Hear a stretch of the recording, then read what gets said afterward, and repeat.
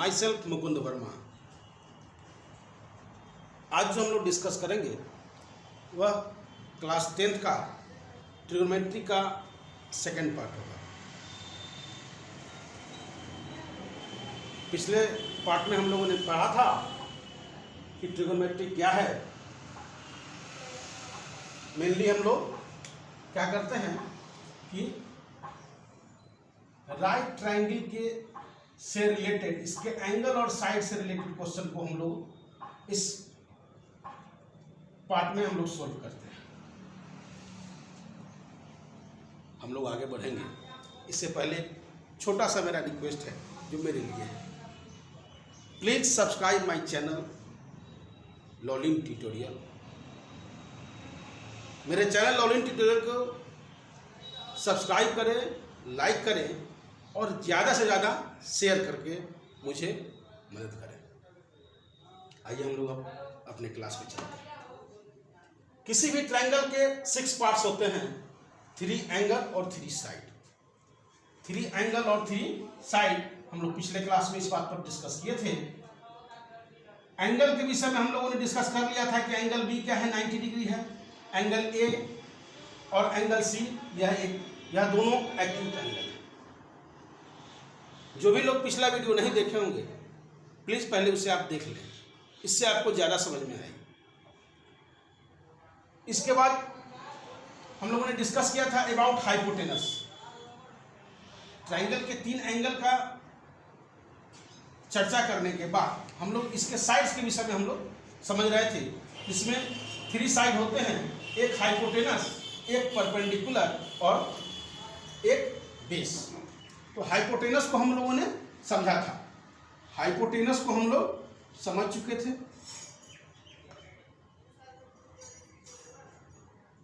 दूसरा है परपेंडिकुलर और तीसरा है बेस। हाइपोटेनस को हम लोगों ने 3 तरीके से समझा था कि लॉन्गेस्ट साइड जो होगा राइट ट्रायंगल का वह हाइपोटेनस होगा, 90 डिग्री का अपोजिट जो होगा वह हाइपोटेनस होगा, एक्यूट ट्रायंगल का इंक्लूडेड साइड जो होगा वह हाइपोटेनस होगा। आगे बढ़ते हुए हम लोग देखिए कि परपेंडिकुलर को समझे कि परपेंडिकुलर कौन होगा। एक्चुअल में क्या है कि परपेंडिकुलर और बेस यह वेरी करता है। हाइपोटेनस एक ही होता है, वह कांस्टेंट है, वह एक ही होगा। ट्रायंगल का राइट ट्रायंगल का लॉन्गेस्ट साइड इज हाइपोटेनस, इसलिए उसमें कोई चेंजिंग नहीं होना है।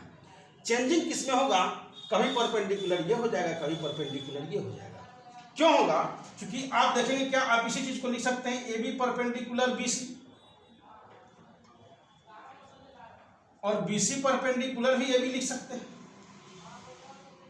कभी ये होगा, कभी कब कौन होगा, इसकी हम लोग चर्चा करेंगे और डीपली से समझेंगे। ये बहुत ही अच्छा कंसेप्ट है और इसे समझना बहुत ही जरूरी है।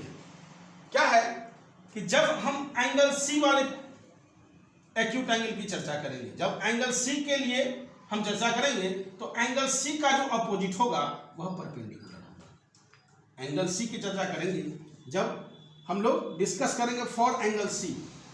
फॉर एंगल सी परपेंडिकुलर को डिनोट किया जाता है पी से। Perpendicular is equal to A B.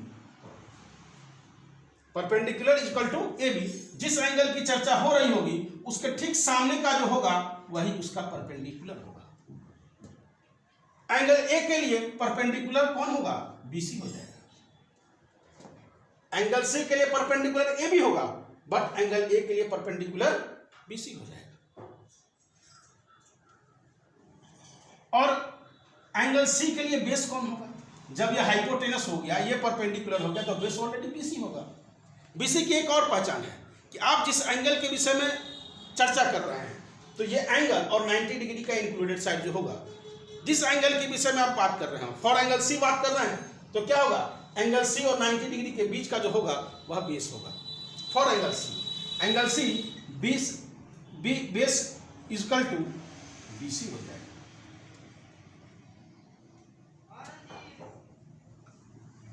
For angle A क्या होगा, for angle A perpendicular is equal to आपका बीसी हो जाएगा। क्योंकि एंगल ए के अपोजिट में कौन साइड है, BC है, ये होगा। और इसका बेस कौन हो जाएगा, बेस AB हो जाएगा, क्योंकि ये हाइपोटेनस हो गया और एंगल ए का परपेंडिकुलर, तो बच कौन गया, बच गया AB। इसलिए क्या होगा, आपका बेस हो जाएगा AB।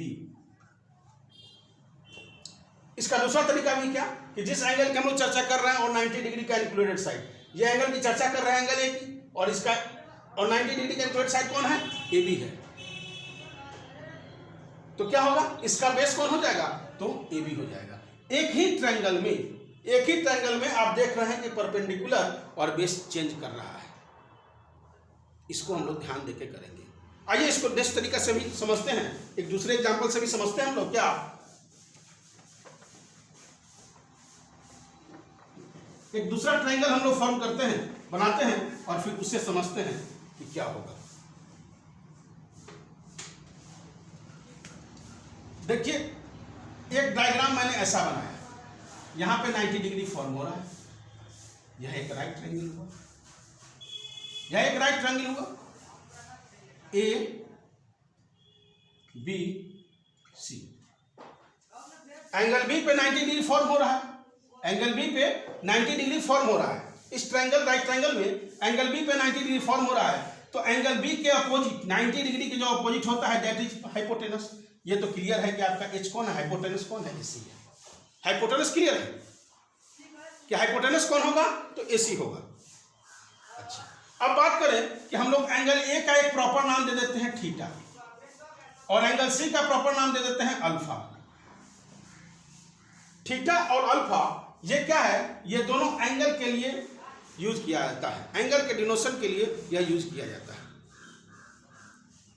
तो अब बात आई क्या कि फॉर थीटा और for alpha. For theta hypotenuse is equal to क्या होगा, हाइपोटेनस AC होगा। हाइपोटेनस एक ही होगा, वो चेंज होने का चीज नहीं है, चाहे थीटा के लिए ले तो या फिर अल्फा के लिए तो। अब क्या है, फॉर थीटा P क्या होगा, परपेंडिकुलर क्या होगा और बेस क्या होगा। थीटा की बात कर रहे हैं तो थीटा के अपोजिट में कौन सा एंगल कौन सा साइड दिख रहा है, तो BC दिख रहा है। थीटा के अपोजिट में कौन सा साइड दिख रहा है, तो BC दिख रहा है, तो परपेंडिकुलर कौन हो जाएगा, BC हो जाएगा। अब बेस कौन हो जाएगा, तो थीटा और 90 डिग्री का इंक्लूडेड साइड कौन है, AB है, तो कौन होगा, AB होगा। AB बेस हो जाएगा। अब आइए फॉर अल्फा। फॉर अल्फा क्या होगा, अल्फा के लिए अल्फा के अपोजिट में कौन सा साइड है, अल्फा के लिए सबसे पहले हम लोग हाइपोटेनस को समझे। अल्फा के लिए भी हाइपोटेनस AC ही होगा, अल्फा के लिए भी हाइपोटेनस AC ही होगा, इसमें कोई चेंजिंग नहीं होना है। एक राइट ट्रायंगल एक ही हाइपोटेनस होता है, परपेंडिकुलर और बेस एंगल दोनों एक्यूट एंगल बाय चेंज होता है। परपेंडिकुलर क्या होगा,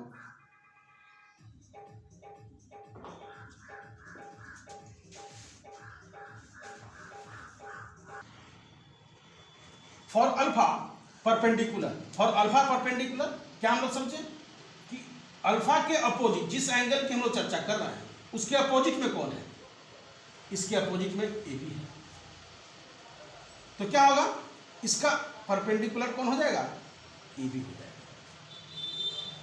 इसका बेस कौन होगा, तो BC होगा। जो हम लोग चर्चा क्या किए कि एंगल और 90 डिग्री के इंक्लूडेड साइड होगा वह बेस होगा। एक क्या, एक तो हाइपोटेनस हो गया, परपेंडिकुलर होगा, जो बच गया वह बेस हो गया। दूसरा तरीका क्या बेस समझने का कि जिस एंगल की चर्चा हम लोग कर रहे हैं और जो 90 डिग्री है उसका इंक्लूडेड साइड जो है, तो BC क्या है, इसका इंक्लूडेड साइड है। परपेंडिकुलर का एक दूसरा मेथड समझिए कि परपेंडिकुलर कौन सा होगा। देखिए अल्फा जो एंगल फॉर्म हो रहा है वह एक रे AC और दूसरा रे BC से फॉर्म हो रहा है। किससे किससे, AC और BC। तो जो इस एंगल को फॉर्म कर रहा है वह परपेंडिकुलर नहीं हो सकता है। जो एंगल अल्फा को फॉर्म कर रहा है वह परपेंडिकुलर नहीं हो सकता है। एंगल अल्फा को फॉर्म करने वाला AC है और BC है, इसलिए यह परपेंडिकुलर नहीं हो सकता है। परपेंडिकुलर कौन होगा, तो AB होगा। थीटा को फॉर्म करने में AB और AC है। थीटा एंगल जो फॉर्म हो रहा है वह AB और AC से फॉर्म हो रहा है, इसलिए AB और AC परपेंडिकुलर नहीं हो सकता है। जो तीसरा साइड है वही परपेंडिकुलर होगा। इसलिए थीटा के लिए परपेंडिकुलर BC और अल्फा के लिए परपेंडिकुलर AB। हम लोगों ने इसे अच्छे से समझा। अगर हम लोग चाहें कि दूसरे डायग्राम से अगर समझना चाहें, एक दूसरा डायग्राम भी ले लें। अलग अलग तरीके का क्वेश्चन आ सकता है हम लोग की। यहाँ A ले लेते हैं, यहाँ B ले लेते हैं, यहाँ C ले लेते हैं। यहाँ पे 90 डिग्री फॉर्म करते हैं, यहाँ पे 90 डिग्री फॉर्म करते हैं, यहाँ पे 90 डिग्री फॉर्म किए। इट मीन्स ये क्या हो गया और ये क्या हो गया, ये दोनों एक्यूट एंगल हुआ, angle C angle B।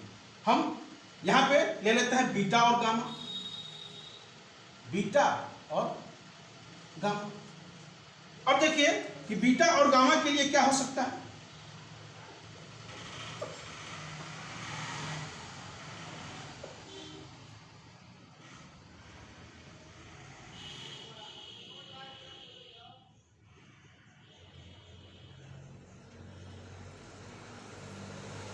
For beta और gamma, for beta hypotenuse, hypotenuse always 90 degree का अपोजिट पर लॉन्गेस्ट साइड में, दैट इज BC। वह बीटा होता या गामा होता, दोनों के लिए ही कौन होगा, हाइपोटेनस BC ही होगा, क्योंकि यह 90 डिग्री के अपोजिट वाला है। परपेंडिकुलर कौन होगा, फॉर बीटा। बीटा परपेंडिकुलर के लिए हम लोगों ने क्या समझा कि या एक समझा कि अपोजिट, जो बीटा के अपोजिट होगा दैट इज परपेंडिकुलर। एक दूसरा मेथड क्या समझे कि बीटा एंगल को फॉर्म करने में जो साइड यूज होता है, बीटा एंगल जो है यह BC और AC से फॉर्म होता है। तो जो बीटा एंगल को फॉर्म नहीं करता है that is perpendicular, that is perpendicular. तो बीटा एंगल को फॉर्म करने में किसका हाथ नहीं है, तो AB का नहीं है, तो AB क्या होगा, परपेंडिकुलर होगा। आप देख लीजिए कि ये हाइपोटेनस हो गया बीटा के लिए, ये परपेंडिकुलर हो गया। बेस कौन होगा, तो बेस जो तीसरा बच गया सो होगा, या फिर इसके लिए बताए हैं कि जिस एंगल की चर्चा कर रहे हैं और 90 डिग्री जहां पे बन रहा है उसका जो इंक्लूडेड साइड है, इसका इंक्लूडेड साइड, बीटा का इंक्लूडेड साइड कौन होगा, AC होगा, इसलिए इसका बेस AC होगा। अब आइए हम लोग डिस्कस करते हैं गामा के लिए, कि गामा का हाइपोटेनस तो BC होगा ही, ये हम लोग जानते हैं कि लॉन्गेस्ट साइड या 90 डिग्री का अपोजिट वाला। दूसरा परपेंडिकुलर कौन होगा, तो परपेंडिकुलर ठीक अपोजिट जो होगा, जिस एंगल की चर्चा हम लोग कर रहे हैं उसके अपोजिट में जो साइड है वह क्या है, वह परपेंडिकुलर होगा। इसका दूसरा मेथड हम लोगों ने क्या समझा कि गामा एंगल को फॉर्म करने में जिस दो रे का यूज होता है BC और AB, ये दोनों परपेंडिकुलर नहीं हो सकता है, इसलिए क्या होगा, AC इसका क्या हो जाएगा, परपेंडिकुलर हो जाएगा। गामा के लिए परपेंडिकुलर कौन होगा, AC होगा। दो तरीका में हम लोग ले सकते हैं। अब आइए हम लोग इसके बेस को समझें कि बेस कौन सा होगा। बेस जो तीसरा बच गया, एक परपेंडिकुलर गामा के लिए हाइपोटेनस ये हो गया, परपेंडिकुलर बेस कौन है, ये बच गया। एक मेथड ये है, या फिर दूसरा मेथड क्या है कि जिस एंगल की चर्चा कर रहे हैं वो और 90 डिग्री का इंक्लूडेड जो साइड है, 90 डिग्री और जिस एंगल की चर्चा कर रहे हैं उसका जो इंक्लूडेड साइड है that is base, it means AB is base. इस कंसेप्ट को समझना हम लोग के लिए बहुत जरूरी है। जितने अच्छे से हम लोग समझ सकें इसको डीपली आप लोग देखेंगे, बी केयरफुली देखेंगे, क्योंकि इससे रिलेटेड बहुत सारे क्वेश्चन होंगे। पूरा ट्रिगोनोमेट्री आपका इस पर डिपेंड होगा, इसलिए इसे बार बार रिकैप करके आप देखेंगे। एक बार नहीं समझ में आए दूसरी बार देखेंगे, लेकिन देखते रहेंगे। मुझे लगता है कि 1 से 2 बार देखेंगे आपको समझ में आ जाएगा, ज़्यादा आपको देखने की जरूरत नहीं होगी। अब इसके आगे का जो हम लोग डिस्कस करेंगे यह नेक्स्ट पार्ट में हम लोग करेंगे, उसे हम लोग नेक्स्ट पार्ट में करेंगे। फिर हर पार्ट की भांति इस पार्ट में भी एक request, please subscribe my channel Laulin tutorial,